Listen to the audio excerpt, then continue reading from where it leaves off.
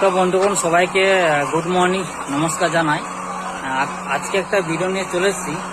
যে ভিডিওটা হচ্ছে আমরা সকালে দেখতে পাচ্ছি ফেসবুক খুলেই যে আশাকর্মীরা একজন বিধায়কের উপরে একটা হামলা করছে।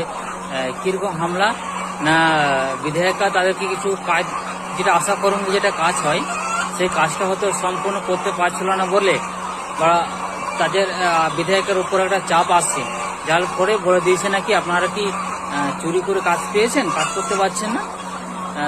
এই কথাটা বলে তারা কিন্তু আশাকর্মীরা প্রচণ্ড লেভেলে তারা রেগে যায় এবং এমন দুর্ঘটনা হয়েছে যে বলেছে তিনি অজ্ঞান হয়ে পড়ে গেছেন বলছে নাকি। তিনি একজন বিধায়িকা, কিন্তু কিভাবে একজন বিধায়িকা বা এমএলএ উপরে কিভাবে হামলা করতে পারে, এটা একটা ভাববার বিষয়, তাই না?